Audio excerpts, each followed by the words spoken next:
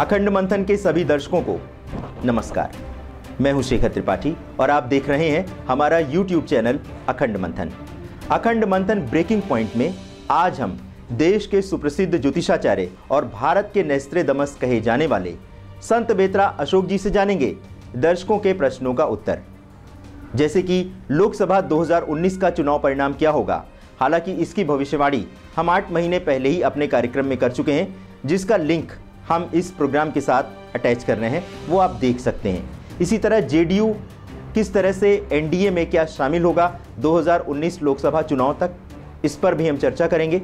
इसके अलावा ईवीएम का जो मुद्दा विपक्षी दलों ने उठाया है, विशेष रूप से यूपी विधानसभा में जब बीजेपी को भारी जीत मिली तो विपक्षी दलों ने जिस तरह से ईवीएम का मुद्दा उठाया, इसी तरह जेडीयू किस तरह से एनडीए में क्या शामिल होगा 2019 लोकसभा चुनाव तक, इस पर भी हम चर्चा करेंगे। इसके अलावा ईवीएम का जो मुद्दा विपक्षी दलों ने उठाया है, विशेष रूप से यूपी विधानसभा में जब बीजेपी को भारी जीत मिली तो विपक्षी दलों ने जिस तरह से ईवीएम का मुद्दा उठाया कि ईवीएम में गड़बड़ी की वजह से भारी जीत हुई है बीजेपी के लिए, तो ये सारे मुद्दे हम आज सुलझाएंगे और उत्तर जानेंगे, इनका ज्योतिषीय समीकरण क्या है और इन प्रश्नों के उत्तर हमें देंगे हमेशा की तरह देश के सुप्रसिद्ध ज्योतिषाचार्य संत बेत्रा अशोक जी। तो संत बेत्रा अशोक जी, आपका बहुत बहुत स्वागत है। सबसे पहले ये बताइए कि जो हमारे दर्शक हैं वो ये आपसे जानना चाहते हैं कि जो 2019 के जो लोकसभा चुनाव हैं और जिस तरह से मोदी जी का विजय रथ जिस तरह से आगे बढ़ता जा रहा है, आपको क्या लगता है कि 2019 के लोकसभा चुनाव में बीजेपी को कितनी सीटें मिलेंगी और जो एनडीए गठबंधन दल है उसको कितनी सीटें मिलेंगी?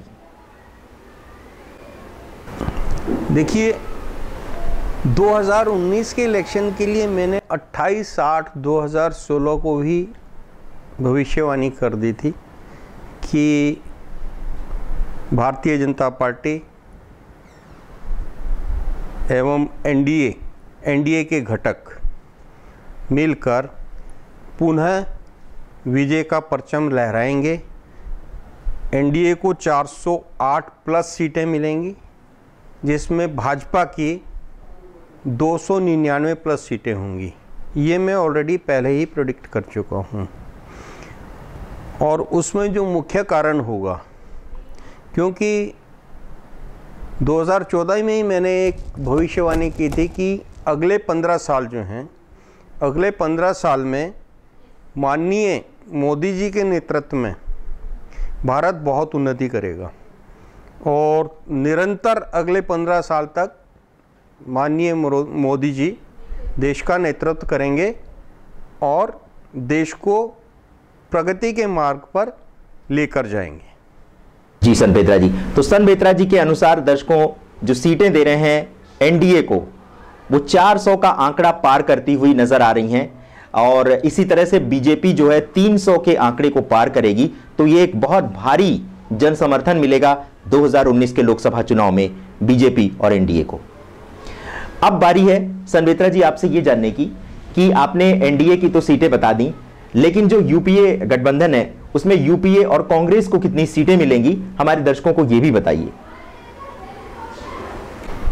देखिए, उसमें मैंने भविष्यवाणी की थी कि यूपीए जो 115 के अंदर सिमटेगी, जिसमें 40 से नीचे जो है कांग्रेस को प्राप्त होंगी, बाकी इनके घटक दलों की होंगी और अदर्स जो हैं 30 के आसपास सिमटेंगी।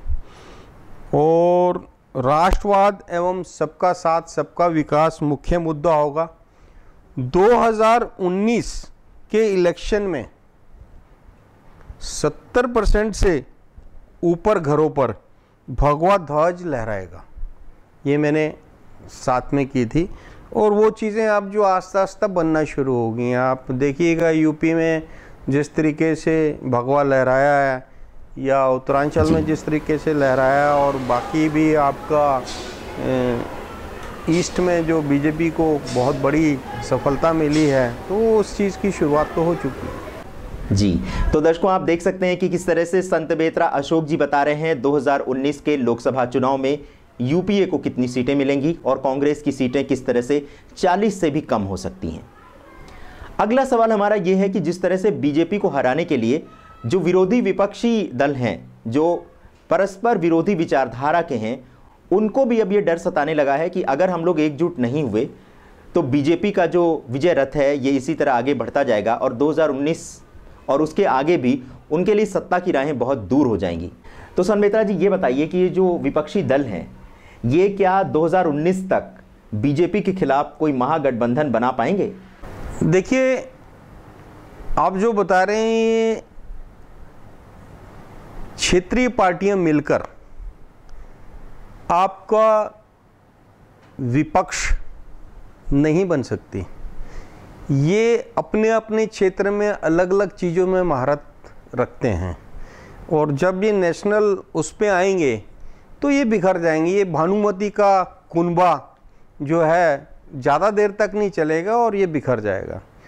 अगर ये कोशिश तो करेंगी क्योंकि इंडिविजुअली तो कोई लड़ नहीं सकता।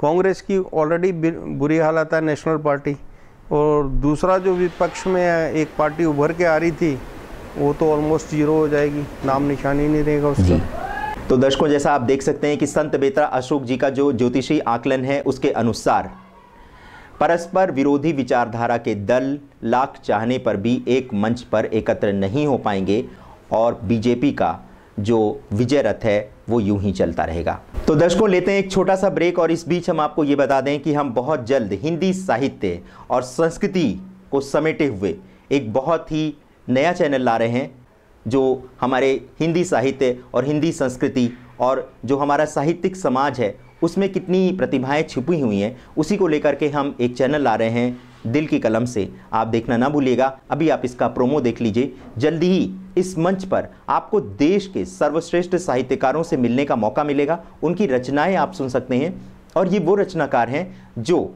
मीडिया की चमक दमक से कोसों दूर हैं और मीडिया ने कभी इन्हें तवज्जो भी नहीं दी। तो आज हमें ये मौका मिला है, ये सुअवसर मिला है कि हम ऐसे रचनाकारों को आपके सामने लाएं। तो ये प्रोमो देखिए और इस साहित्यिक मंच पर आपको बहुत सारी सुंदर रचनाएं सुनने को मिलेंगी।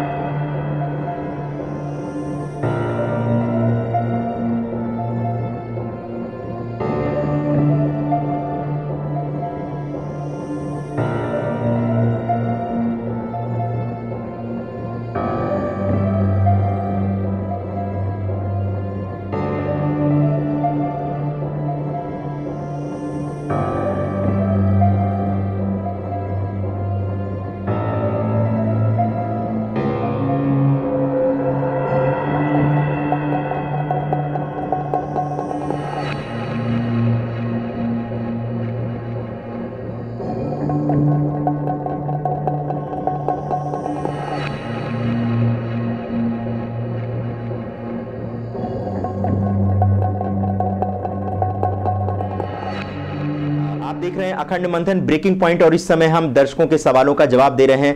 आज हम जानना चाहेंगे कि क्या बिहार के मुख्यमंत्री नीतीश कुमार एनडीए में शामिल हो सकते हैं। संत बेतरा अशोक जी, आपका क्या कहना है, क्योंकि आप जैसा कि बहुत पहले ही ये भविष्यवाणी कर चुके हैं कि नीतीश कुमार जी एक समय एनडीए का हिस्सा होंगे और जिस तरह से अभी हाल ही में जब दिल्ली में मुख्यमंत्री नीतीश कुमार जी जब देश के प्रधानमंत्री श्री नरेंद्र मोदी जी से मिले तो इस बात के चर्चे बहुत तेज हो गए कि हो सकता है कि आने वाले समय में नीतीश कुमार जी बीजेपी से हाथ मिला सकते हैं। क्या आपको लगता है कि आपकी भविष्यवाणी के सच होने का समय आ गया है?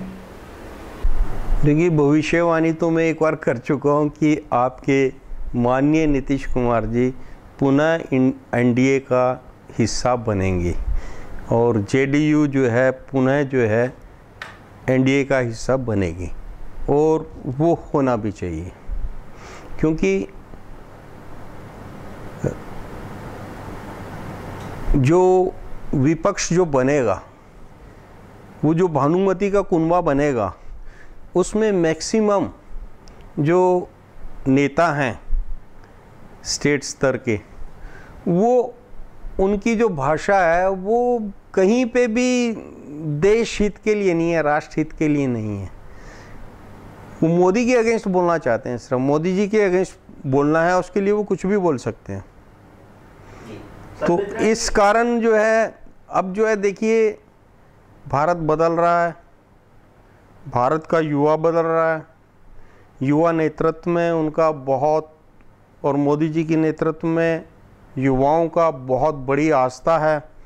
और सबसे बड़ी चीज़, राष्ट्र हित, देश हित के लिए सब लोग आगे निकल आए हैं। एक चीज़ और बता दूं, 2021 तक भारत जो है अपने आप को बहुत ही बढ़िया प्रोग्रेसिव कंट्री के रूप में स्थापित कर देगा। ये मैं बहुत पहले प्रेडिक्शन कर चुका हूँ। जी, तो आप देख रहे हैं दर्शकों, संत बेतरा अशोक जी का कहना है कि नीतीश कुमार जी यानी जेडीयू 2019 तक एनडीए का हिस्सा हो सकता है। तो संत बेतरा अशोक जी, हमारा आपसे ये सवाल है कि जिस तरह से विपक्षी दल आज इतने अपना आपा खो बैठे हैं, बीजेपी को जो जीत मिल रही है उसको देख करके उनको लग रहा है कि ये जनादेश नहीं बल्कि ईवीएम में गड़बड़ी है। आपको क्या लगता है कि इस तरह के प्रश्न उठाकर देश की संवैधानिक संस्था, चुनाव आयोग जैसी संवैधानिक संस्था के कार्यप्रणाली पर सवाल उठा करके, ईवीएम मशीनों में गड़बड़ी का सवाल उठा करके, कहीं वो ये तो नहीं कर रहे हैं कि जो जनता ने जनादेश दिया है उसका भारी अनादर कर रहे हैं और लोकसभा चुनाव 2019 में उनको इसका खामियाजा भुगतना पड़ सकता है? आपको क्या लगता है? खराबी ईवीएम में नहीं है, खराबी आपके दिमाग में है, जो आप ईवीएम को गलत बोल रहे हैं। जब डिमोनेटाइजेशन हुआ था तो यही नेता लोग छाती पीट रहे थे कि बहुत बड़ा अहित कर दिया है, बिना सोचे समझे इन्होंने ये कदम उठाया है। लेकिन उसका रिज़ल्ट आपके सामने दिल्ली में भी नज़र आया, यूपी में भी नज़र आया, उत्तरांचल में भी नज़र आया और बाकी स्टेट्स में भी आपको देखने को मिला। मुझे तो लगता है कुछ लोगों के दिमाग में, जो नेताओं के दिमाग ऐसे हो गए हैं कि उनको कोई भी बात कहो तो अंदर से आवाज़ मोदी ही निकलती है, अपोजिट मोदी ही निकलता है। जैसे वो कह रहे हैं ना, ईवीएम में कोई भी बटन दबाओ तो कमल खिलता है, इसी तरीके से उनको कुछ भी बोल दो तो वो रिलेट करके मोदी जी को बोलते हैं। तो ये यहाँ की खराबी है, मशीन की खराबी नहीं है। उसी मशीन ने, अब अगर आप दिल्ली की बात करते हैं, अगर ईवीएम की बात करते हैं, तो जो आपके बीजेपी के जो भी कैंडिडेट मुस्लिम बाहुल्य क्षेत्र में थे वो सब हारे हैं, तो वो वहाँ पे भी जीतने चाहिए थे। If there is some manufacturing defect तो that should be repeated there also. जी दर्शकों, तो आप देख सकते हैं कि जैसा संत बेतरा अशोक जी ने हमारे एक कार्यक्रम अखंड मंथन ब्रेकिंग पॉइंट, जब हमने 2019 के लोकसभा चुनाव की भविष्यवाणी की थी, उस समय संत बेतरा अशोक जी ने कुछ ऐसे राजनेताओं के नाम बताए थे। और अक्सर हमारे कार्यक्रम में जब भी देश की राजनीतिक परिस्थितियों की बात होती है तो संत बेतरा जी ऐसे नाम लेते हैं, ऐसी राजनीतिक हस्तियों के नाम के शुरुआती अक्षर बता देते हैं कि ऐसे नेताओं से संभल कर रहे हैं, ऐसे नेताओं से देश को खतरा हो सकता है और राजनीतिक हालात बदल सकते हैं। तो दर्शकों, आप देख रहे हैं हमारा अखंड मंथन ब्रेकिंग पॉइंट और आज हमारे साथ संत बेतरा अशोक जी दे रहे थे आपके प्रश्नों का उत्तर। तो संत बेतरा अशोक जी, आपने दर्शकों के इतने सवालों का जो उत्तर दिया उसके लिए आपका बहुत बहुत धन्यवाद। और अब आपसे बारी है विदा लेने की। तो दर्शकों, इसी तरह देखते रहिए अखंड मंथन ब्रेकिंग पॉइंट और हमने अपना व्हाट्सएप ग्रुप नंबर दे दिया है। वैसे हम देख रहे हैं कि बहुत सारे दर्शक व्हाट्सएप ग्रुप पे अपनी जानकारियां, बहुत रोचक जानकारियां भी बांट रहे हैं, लेकिन कोशिश करिए कि कार्यक्रम के बारे में ज्यादा से ज्यादा अपनी राय दे सकें, क्योंकि ये जो ग्रुप बनाया गया है अखंड मंथन का व्हाट्सएप ग्रुप, ये अखंड मंथन कार्यक्रम को लेकर के बनाया गया है। तो बेहतर होगा कि इसमें आप अखंड मंथन को किस विषय पे कार्यक्रम देने, इस बारे में चर्चा करें।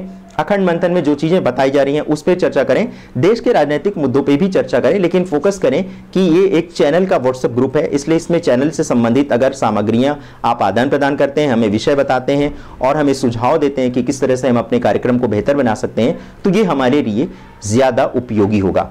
बाकी आपका ग्रुप है, लेकिन इसमें सभी दर्शकों का स्वागत है। बहुत सारे दर्शकों ने हमारा ये व्हाट्सएप ग्रुप छोड़ दिया है क्योंकि उसमें मैसेजेस की क्राउड इतना ज़्यादा हो गया था कि उनका फ़ोन हैंग होने लगा था। तो हमारा आपसे ये कहना है कि अगर आप हमारे व्हाट्सएप ग्रुप में नहीं शामिल होना चाहते हैं तो ये आपकी अपनी मर्जी पे आधारित है, लेकिन आप हमारे साथ जो हमारा जो व्हाट्सएप ग्रुप नंबर है उसमें ग्रुप में ना शामिल होकर के आप हमारे साथ अखंड मंथन चैनल के साथ ज़रूर जुड़े रहें, उसे छोड़ करके आप ना जाएं। हमारी आपसे यही प्रार्थना है कि आप चैनल के साथ बने रहें।